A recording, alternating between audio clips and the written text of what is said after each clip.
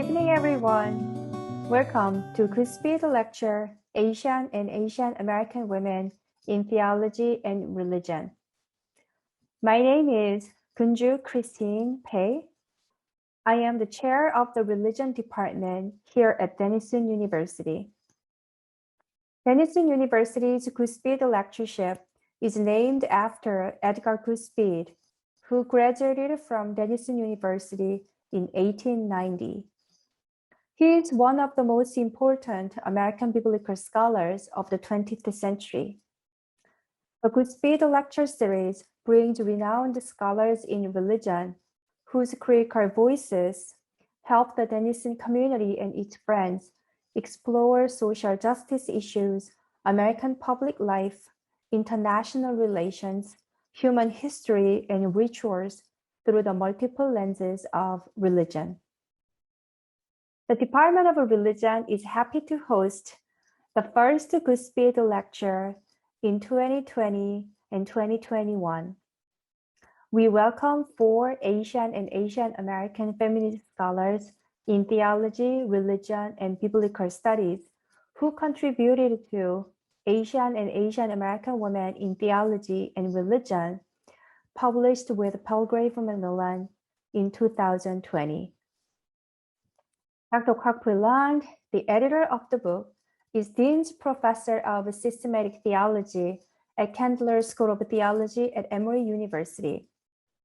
An internationally renowned post-colonial feminist theologian, Dr. Kwok has published or edited more than 20 books in English and in Chinese.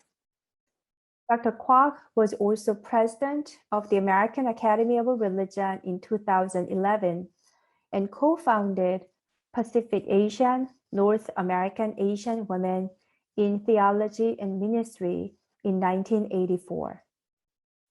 Professor Najeeba Syeed, Associate Professor of Muslim and Interreligious Studies at Chicago Theological Seminary, is a recognized leader in peace building and twice received the John Anson Ford Award for Reducing Violence.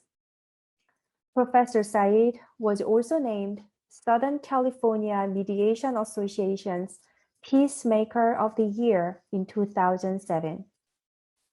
Dr. Sharon Suh, Professor of Theology and Religious Studies at Seattle University, is a Buddhist feminist scholar whose scholarly books and talks have brought innovative perspectives to Buddhist studies. She has published many books and articles, including Occupy This Body, a Buddhist memoir, and Being Buddhist in a Christian World, Gender and Community in a Korean American Temple. Dr. Sharon Jacob, Assistant Professor of New Testament at Pacific School of Theology, is a post-colonial feminist biblical scholar who published Reading Mary alongside Indian surrogate mothers, Violent Love, Oppressive Liberation, and Infancy Narratives. She is a regular contributor to the e-Journal of Feminist Studies in Religion, who recently offered critical perspectives on Islamophobia as a growing global crisis, as well as race, whiteness, and religion. Today's lecture showcases diverse Asian and Asian American women's embodied knowledge of religion intersected with race, class, gender, and sexuality. Please join me in welcoming these 4 wonderful scholars this evening. I'm very happy to take part in this year's Goodspeed Lecture at Denison University with other scholars who will speak at this panel.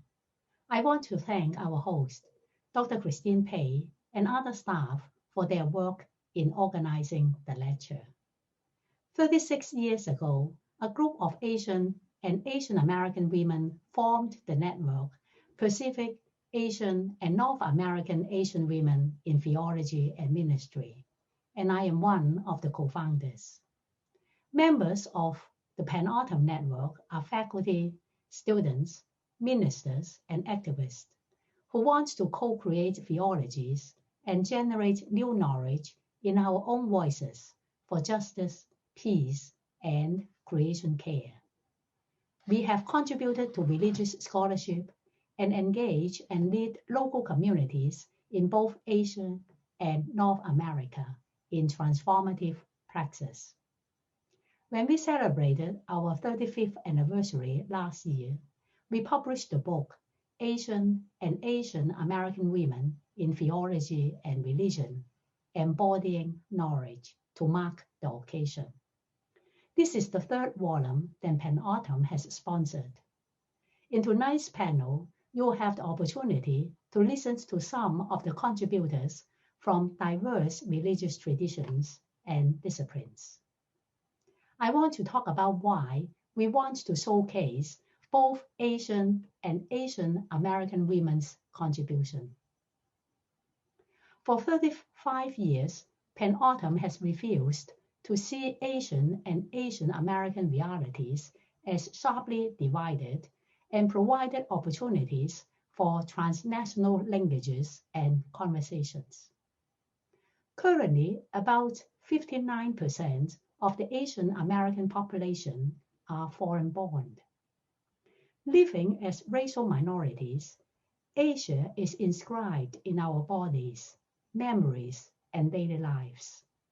It might be childhood memories, interpreting for our parents, homemade foods and images and dreams. For Asians, American culture and politics has strong impact on their political economy and cultural and religious life. I have therefore argued for a transnational model that treats the histories of the US and Asian societies as overlapping and mutually inscribed, and for a transnational feminist theology that is not limited by national borders, geography, and decentralized cultural traits.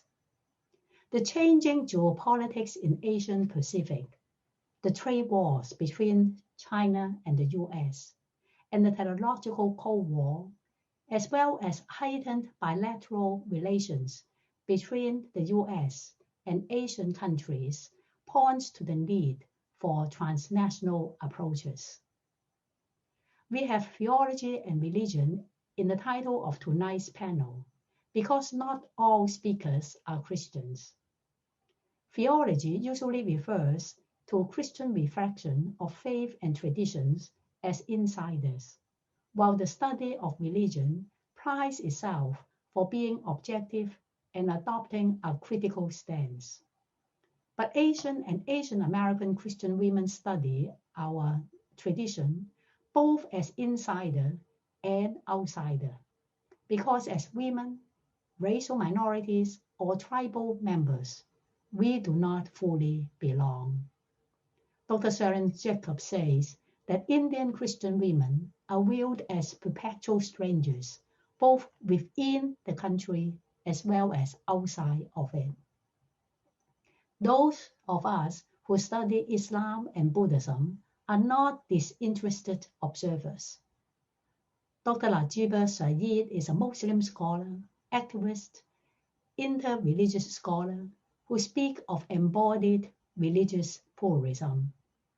Dr. Sharon Suh is a professor, a certified mindful eating, conscious living trainer and teacher, and a trauma-informed yoga teacher.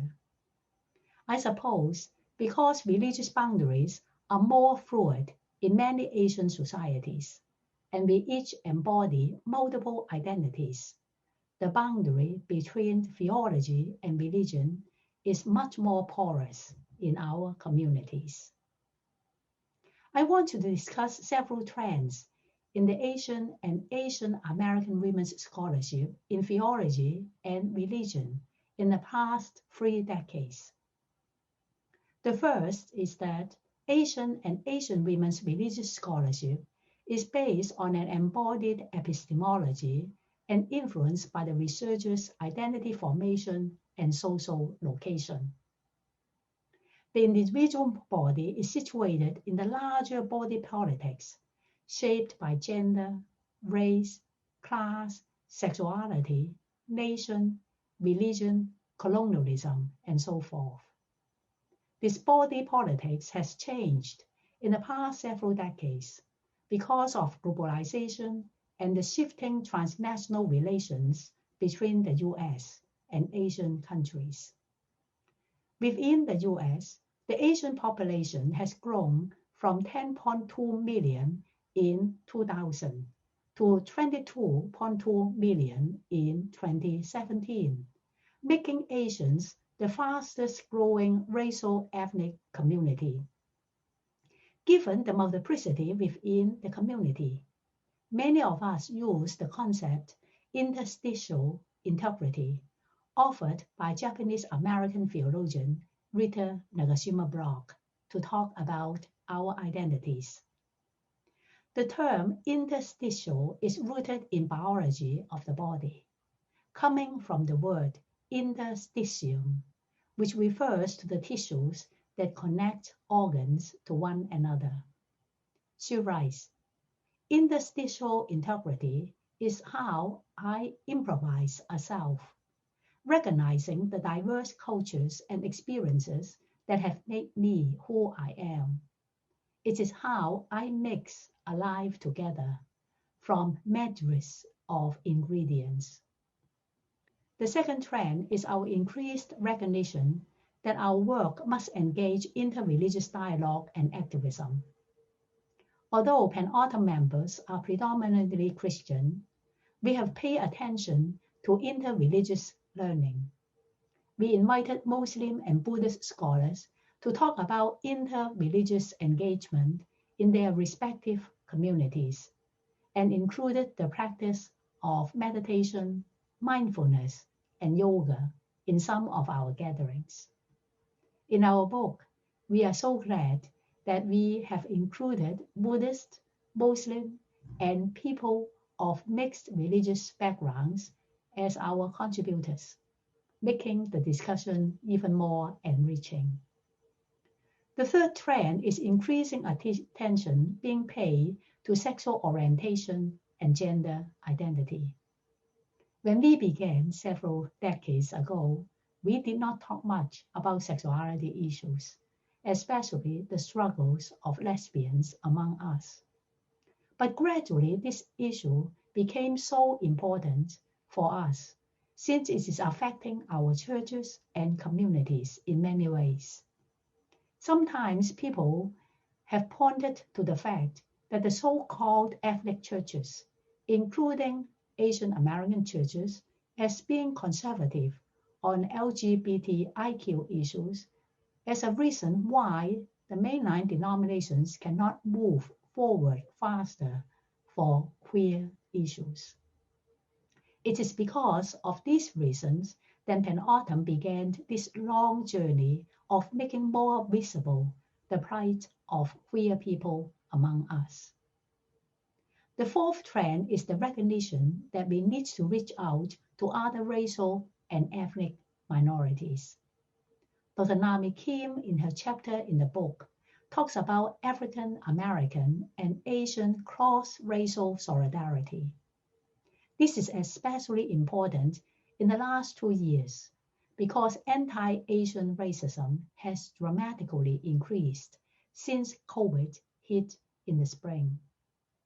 Last summer, we saw mass protests across the country and in the world in support of the Black Lives Matter movement.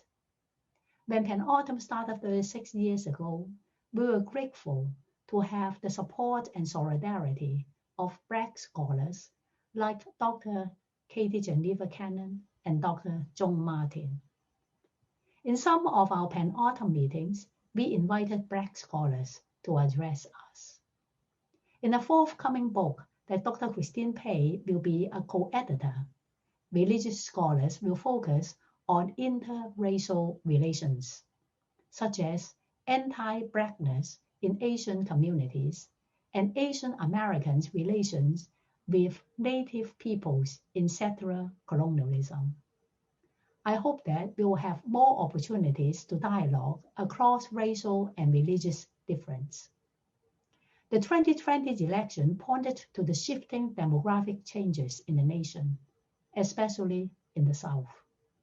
We have to begin building social and religious infrastructures and coalitions to prepare for a future that there will be no majority race in the nation. Finally, I want to speak about why this collective ethnography is so important for us.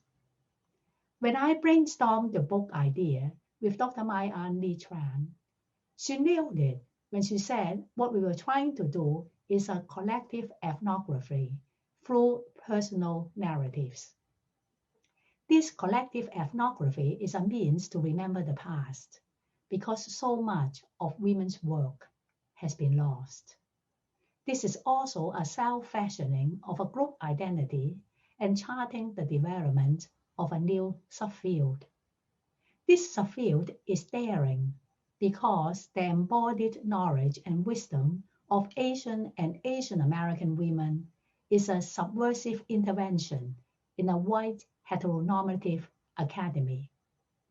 As we look back, we want to thank Letty Russell, Shannon Clarkson, Nancy Richardson, Ada Maria Assisi Diaz, Elsa Thomas, Katie Geneva Cannon, and Joan Martin for their support in our beginning.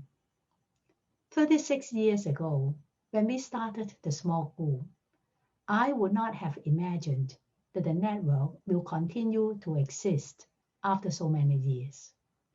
May Penautumn continue to grow, and please remember the stories we told today when you celebrate the 70th anniversary. Thank you, Dr. Kwok. Our next speaker is Professor Naziwa Zayed.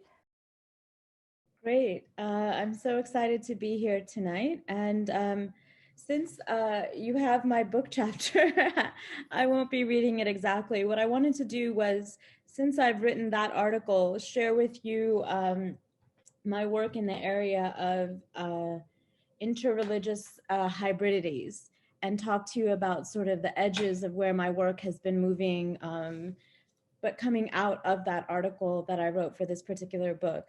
So the title of this lecture is actually based on a phrase out of a lecture that was then memorialized in a book form by Kwok Pui Lan. And so the idea or the notion is that not all hybridities are equal, and thinking and rethinking how in the moment that we are in, both in the pandemic, as well as the racial reckoning of the summer of protests with the death, the killing of George Floyd, and as we sit in this moment, the increase in anti-Asian American violence, particularly from my standpoint where I live in California and in Los Angeles and Oakland and Berkeley. So taking into account all of those factors, I have been thinking a lot about religious hybridity.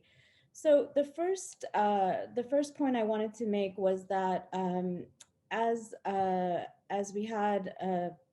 we were introduced in our opening lecture, that both in this book as well as in the trajectory of scholars of Asian American women writing, it's been very important to recognize the embodied aspect of our work. And particularly in my own work, I've been writing about the embodied religious pluralism of immigrant Muslim women to the United States.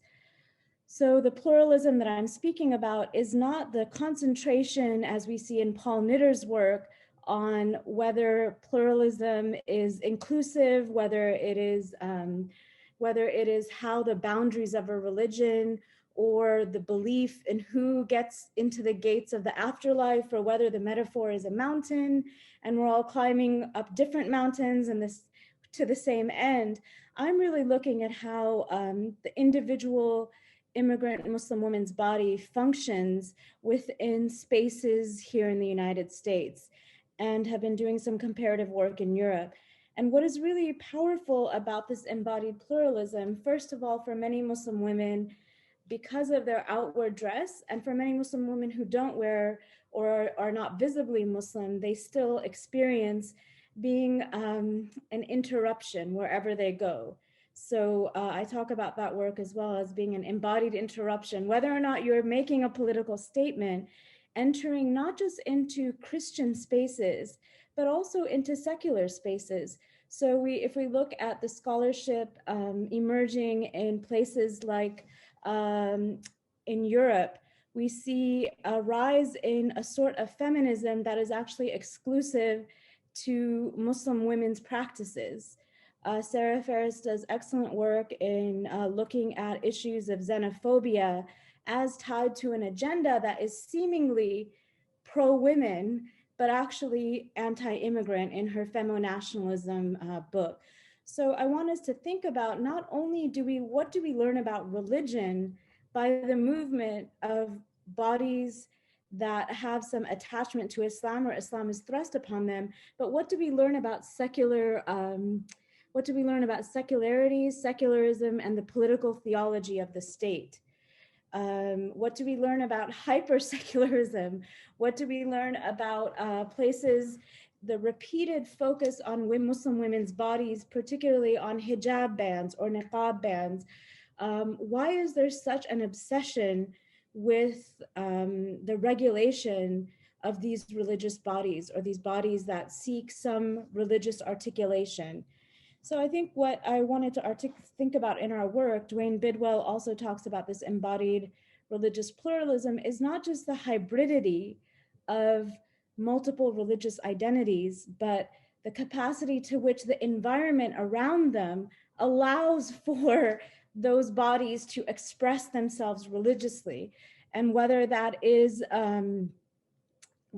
takes reconciliation for the body that is moving in those spaces, or the system that is created around them, upon whom is the responsibility to do that reconciliation. And I found in my work that when I speak to Muslim women in these spaces, they have no internal conflict over their identity as a citizen or as a non-citizen or an immigrant. They are able to reconcile those identities and move and function internally.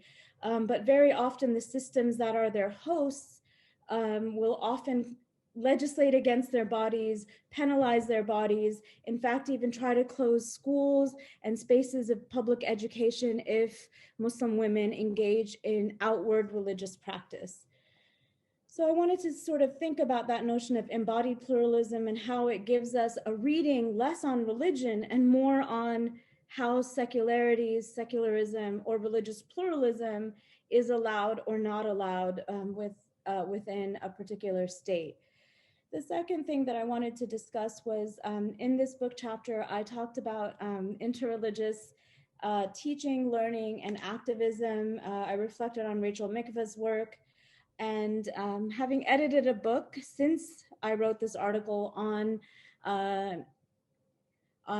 critical perspectives on interreligious education, I was very struck with how those figures that have focused on liberation-based practices, in my own work, I've talked about Dr. King, and you can read Jonathan Tamanol's work as well, Dr. King as a hybrid religious practitioner, that in many ways Christianity offered one epistemic commitment, and for him the practices of satyagraha, of nonviolence, were commitments from both the Jain and Hindu tradition that were necessary for the practice of liberation of nonviolence. It's not really just the concept of nonviolence or the doctrine of nonviolence, but it was the importing of the practices of how those nonviolent rituals became a part of challenging the state in his time. And so those that engage with an interreligious or hybridity around practice, we can also think of scholars such as James Cohn. As he often has reminded us, James Cohn relied on Malcolm X as a key figure in his theological work. So it's not only that we're hybrid in practice. One could argue, well, Dr. King is Christian. He did some practices. Cesar Chavez, in hearing his press conference, in going to Fresno and hearing from his press, the person in charge of his press, would say that we knew that Cesar was very engaged in what he called Eastern practices. So these might be seen as practices, whereas the host religion is still adhered to. I would argue that there are also, for those looking into activism, whether it's activist theology, activist practice, or activist scholarship, that very often, as we see with James Cohn and many others, that it draws on a multi-religious epistemic commitment, which I would argue is in fact a form of hybridity in the scholarship itself. I also wanted to think through, we live in a moment where we have to think about another kind of hybridity. And in my work, I'm beginning to talk about QAnon and Christianity as a form of religious hybridity. What happens when what was seen as a conspiracy theory, what was seen as a kind of belief system that was, it's often mechanized as if it exists on the internet, it exists in a digital form. It has in fact become a set of rituals. It has become in fact a worldview. It has in fact become a perspective integrated into particular religious communities. And I say this because I think as students and scholars of religion, this was something that was not taken seriously.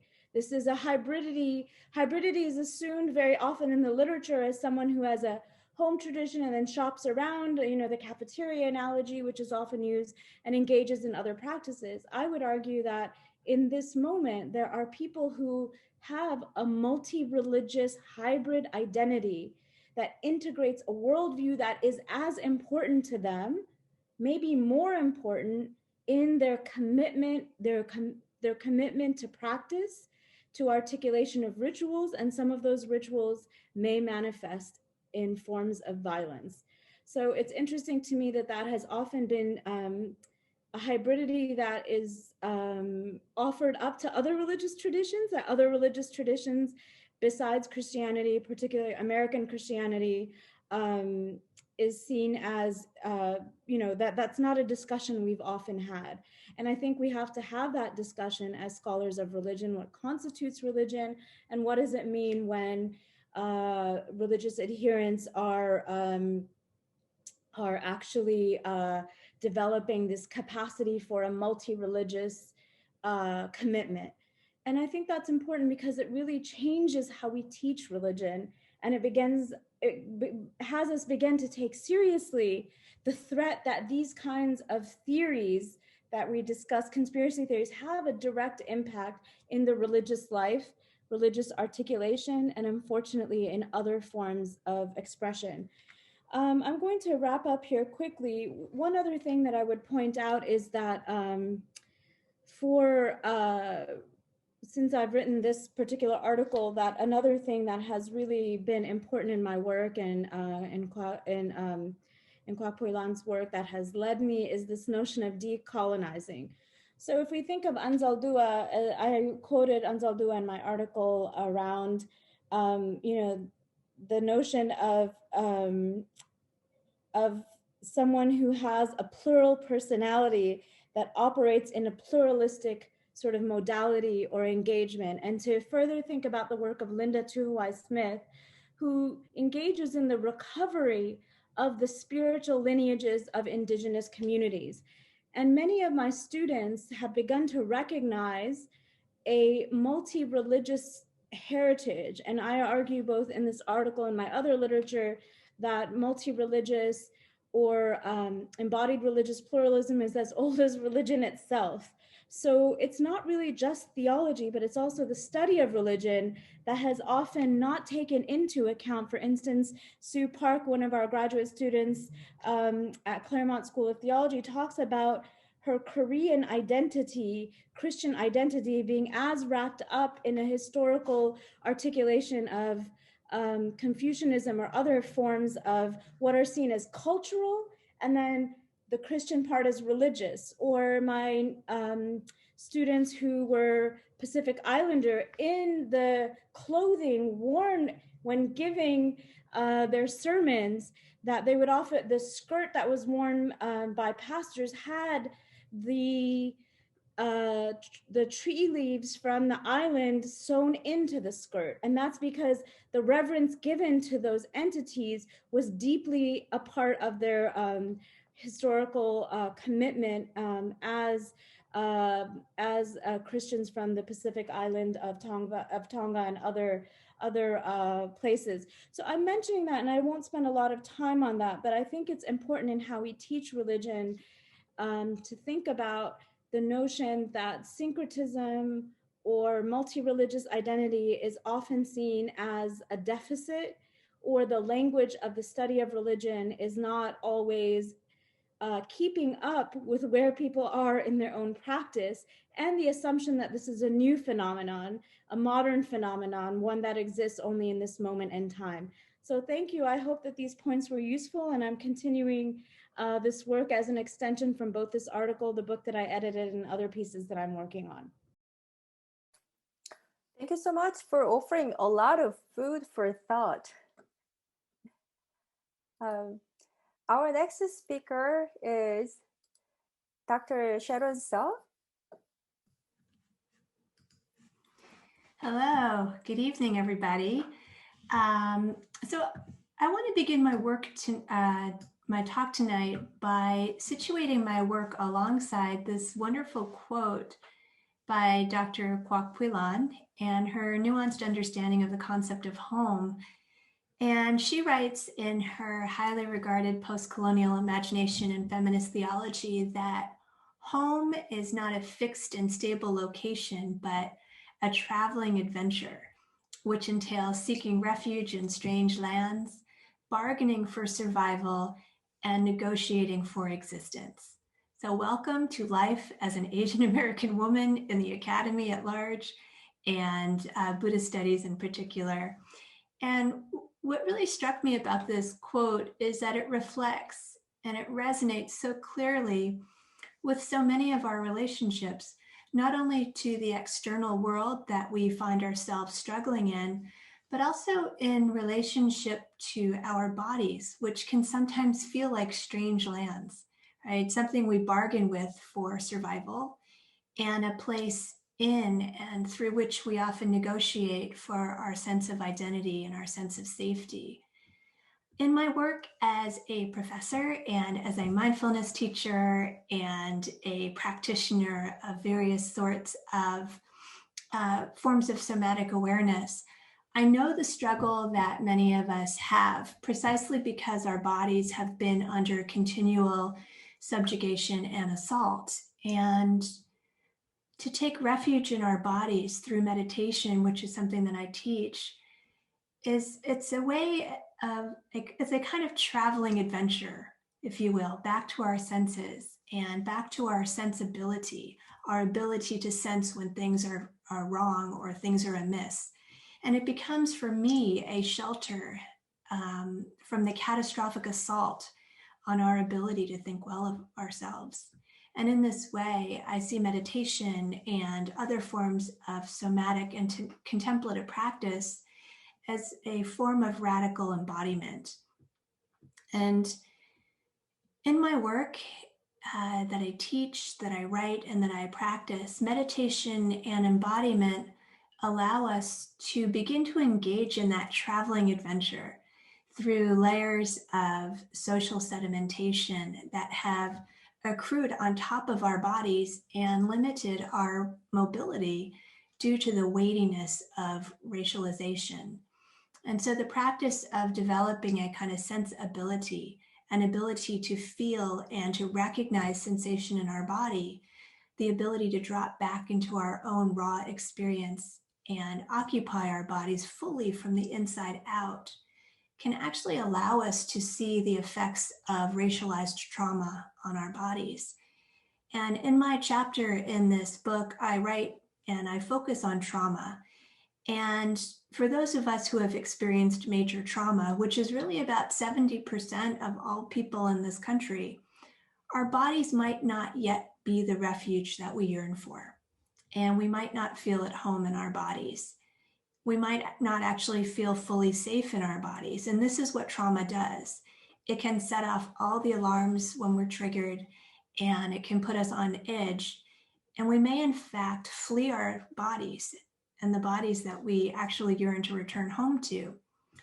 And as I shared in another article of mine on Buddhism and whiteness, racialized violence, and we see so much of this now, racialized violence seeps into the body through boundaries made porous by the constant vigilance of whiteness. And this wears away at the membrane of our protective capacity. And this violence can make us strangers to our own bodies, where we become both hypersensitized and desensitized to the routine of race. We become dissociated from sensations in the body and really alien to ourselves. And as a professor of Buddhism, I know all too well that embodied bodies are not necessarily the entry point for scholarly studies. In fact, if one wants to understand Buddhist notions of bodies, most academics would actually begin in the head in order to theorize about the body. But I myself have never found this approach to be particularly useful or skillful for understanding the liberation that the Buddha pointed to as the gift that we already have inside of us. For how do we experience liberation from suffering if the very bodies that we inhabit do not reap the benefits? So in my work, I pay specific attention to bodies, not as a concept per se, but as an experience and as a process. And approaching bodies as a process can allow us to engage in that traveling adventure back home to the body that we often have had to flee in order for our survival. So our bodies have become the very strange lands and territories within which we seek refuge, precisely because we've had to negotiate for our existence in the academy, in society, and really in the world at large. So in this book chapter that I shared in this wonderful volume that Dr. Pui Lan put together, I share some of the ways that developing body literacy, what I mean by that is learning to listen deeply to the wisdom and the messages of our bodies in order to trust their signs. Body literacy like that can be a liberatory act. And I'm reminded today of Venerable Dang Miem's teaching, "The way out is in," and she is a Buddhist meditation teacher. So she writes, "The way out is in," meaning that the way out of suffering is to turn inwards and to find freedom from the external narratives, the storyline, and the programming of white supremacy. And for me, the practice of meditation is that process of turning inwards. And it's an act of radical hospitality where we're welcomed back to the body with an invitation of self-love, or what Sister Nyem refers to as, quote, being a soulmate to ourselves, which literally means to remember, to know, and to master oneself. And she writes in her beautiful book, Flowers in the Dark, Reclaiming Your Power to Heal from Trauma with Mindfulness, quote, "Self-love is every moment that we are mindful of our body, of our thoughts, of our feelings, breathing with what arises without grasping or aversion. It is self-acceptance in practice. In fact, every moment that we are mindful of ourselves and what is going on in ourselves, we are meeting ourselves as a soulmate." Now, this reminder to remember ourselves and become our own soulmate reminds me of the Buddhist practice of meditation, where the practitioner visualizes, recollects, and remembers the body of the Buddha. And this meditation is known as Anusmriti. Only now we remember ourselves and bring ourselves back to the body in a process of integrating those parts of ourselves that we have had to let go of and that we have had to dismember, if you will, in order to survive the assaults that we experience on an everyday level. So meditation as remembering brings us back home to our bodies. And as the beloved monk Thich Nhat Hanh teaches us, breathing in, I am home. Breathing in, I have arrived. And in so doing, we're invited back to our bodies as the true home and the seat of our awakening. So I teach somatic awareness techniques such as meditation, mindful movement, and trauma-sensitive yoga as a way of finding safety and refuge in our bodies that have been for far too long the recipients of multiple forms of psychic and physical violence. And the violence disproportionately meted out on the bodies of women of color in particular find its legitimating authority in racist ideologies that render our bodies abject and also foreclose agency and choice making. And as bell hooks reminds us, being oppressed means the absence of choice. And this absence of choice can threaten our very ability to decide how we react and respond to potential and real danger. So concurrent with my teaching on campus, I also teach mindfulness and mindful eating and conscious living for women primarily as a way of cultivating awareness. And awareness leads to choice, and choice leads to freedom. And so through mindfulness practices, we practice choice making and begin to find and experience freedom and safety in the body that living in an imperialist, white supremacist, capitalist patriarchy can continue to threaten. So as women of color, many of us who have written in this volume have become habituated to the daily effects of oppression. And we are constantly addressing and dealing with and living in spaces that compromise our integrity. And this habituation comes at a cost. And in the world of trauma studies, this cost can often be a kind of dissociation from our bodies. Because we are not white in predominantly white institutions, we are under the surveillance of the social, the cultural, the political, and economic forces of white supremacy, which often require us to constantly self-check and even constrain our identities through how we dress and speak and act in our classrooms, in meetings and other places of gathering.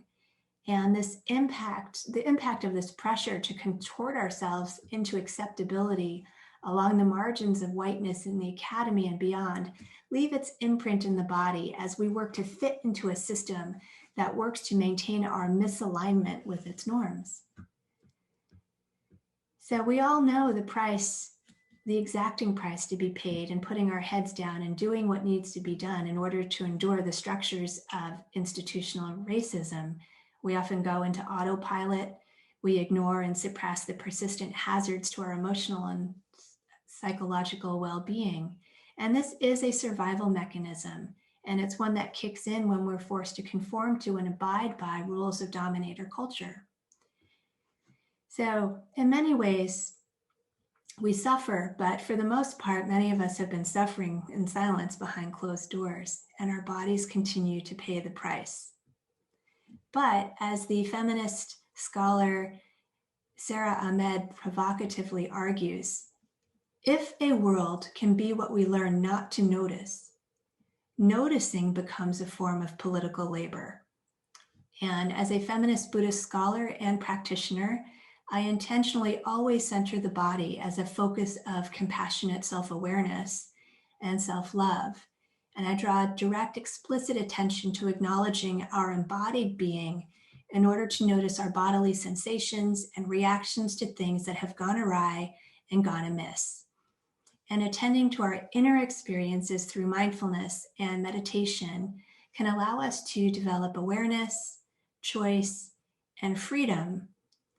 And this awareness also includes an awareness to the ways in which we've attuned ourselves to the compulsions of white supremacy in order to find safety and refuge in the body.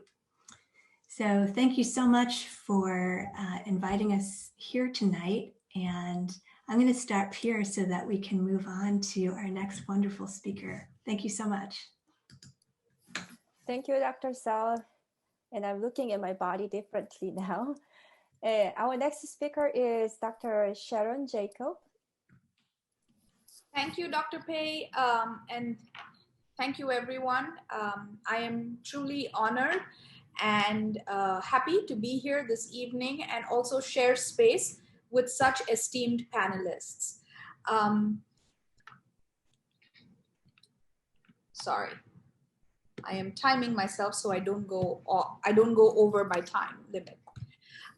In my essay, I begin with a saying, and the saying, a Hindi saying, which is called "Dhobi ka kutta na ghar ka na ghat ka."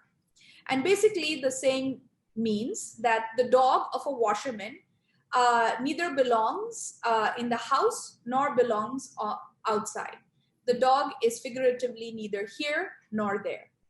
I begin with the saying because I see it representing the ways in which those of us who live in diasporas, who have left their homes and now are living in foreign lands, often find themselves never fully belonging to either context. It is from these in-between spaces that we write, think, respond, we are embodying. We are neither here nor there. We don't have a home in either context, and at the same time, feel completely at home in both contexts. While India has enthusiastically embraced globalization, there continue to be serious struggles when it comes to women's rights, human rights, and rights of those who are standing in the margins. The quest for equality, liberation, and the ability to lead a life free of violence and assault is an ongoing fight for the average Indian woman. And while women's bodies have been subject to sexualization, violence, and discrimination, women belonging to marginalized religious groups are prone to another added layer of harassment and violence, given their already subordinated status in society. Therefore, those of us who belong to Christian or Muslim communities in India, and also women who are Dalits, tribals, poor, and refugees, experience a double or sometimes triple oppression because of their gender, their religion, their caste, and economic standings. We are a threat from within. Indian Christian communities often are suspect and face a quiet, suspicious gaze that is cast upon our bodies. This is quite different from the gaze that is often directed to Indian Muslim communities, where the gaze is more vocal, vociferous, and explicit. However, although there is a gaze and this gaze is quiet, it is still constant and perturbing. The scrutiny upon the Christian community, along with more deliberate attacks upon the Christian church, have intensified in the past years as the rise of a fundamental nationalism based in a restrictive, regressive, and violent view of Hindutva has taken over India by storm. Christians in India and Christian women living in India in particular are essentialized and stereotyped as a community that loves Western culture. In the current climate then, one's Christianness is juxtaposed to one's Indianness, thereby questioning the assimilability of the Indian Christians. Tatsiong Benilu writes, just as patriarchy demands purity or chastity in a female body, so communities and nations require regulated and homogeneous bodies within their borders.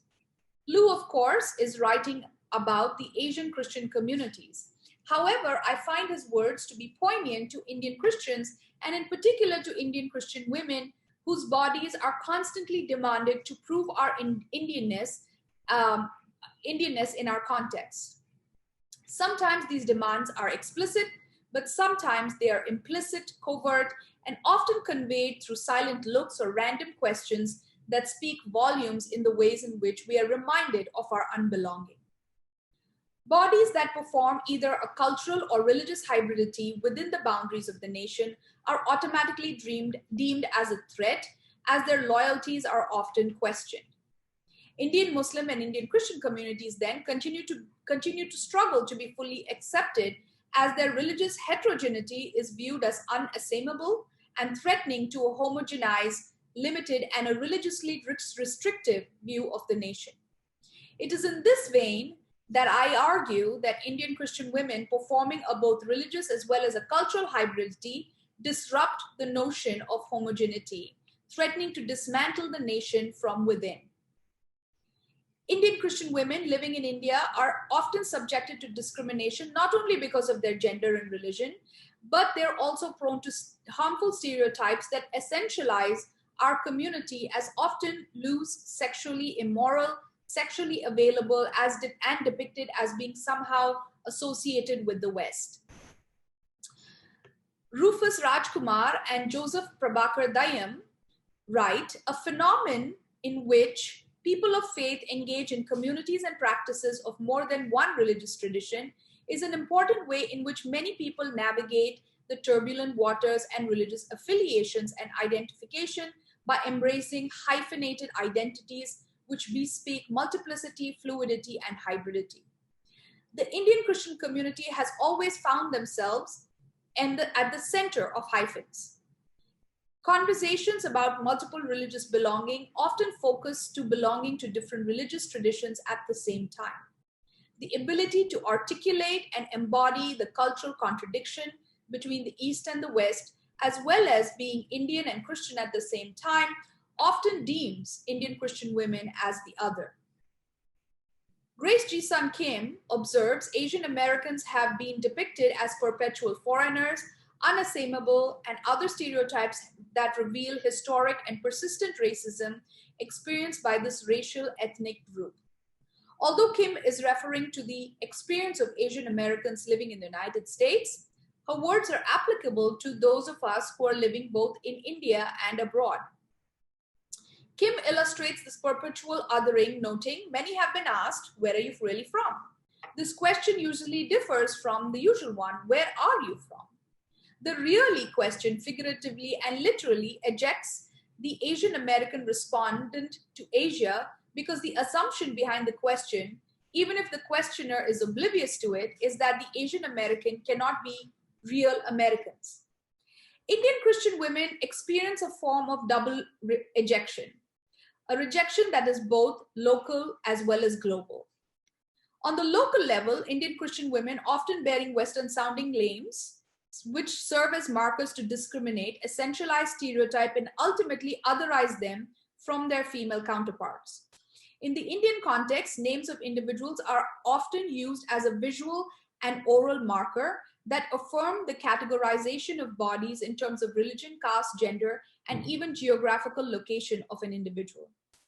Thus, when a woman is asked her name and she replies with Julie, Monica, or yours truly, Sharon, the response is immediately followed with, are you a Christian?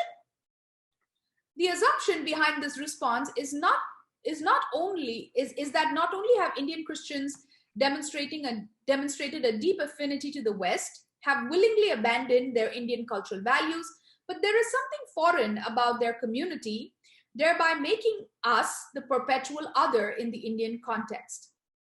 Moreover, the depiction of the Indian Christian women in popular culture is also problematic and misogynist and racist. Our bodies have been subjected to harmful binary caricatures in popular media. The underlying notion behind the response, are you a Christian, speaks to the sentiment that Indian Christian women as the permanent outsider are unable to and unwilling to assimilate. On the global front, the perpetual othering of Indian Christians continue beyond borders, where a quizzical look follows the question, is your name really Sharon or Julie? The unfathomable reaction to having an Indian-looking body with a Western-sounding name not only speaks to the hybridity of the Indian Christian in the global context, but also becomes our first cognizant encounter with race and racism in the global north. The ejection that is faced by the Indian Christian women, first locally within her homeland and then globally as an immigrant, leads to what I call the double ejection. The Indian Christian woman, as the perpetual foreigner, lives between boundaries. Throughout her life, learning to navigate between the lines of religion, gender, caste, culture, and citizenship that are constantly drawn and redrawn for her by others around her. She is the perpetual outsider both within her home and outside, and often finds herself shuttling between the East and the West, between her Indianness and the Westernness, never quite belonging to either at the same time. Thank you. Thank you so much. Thank you so much for wonderful talks. All four scholars offered a lot of food for thought for us this evening. And thank you all who participated and attended today's lecture. I hope all of you have a good night. Thank you.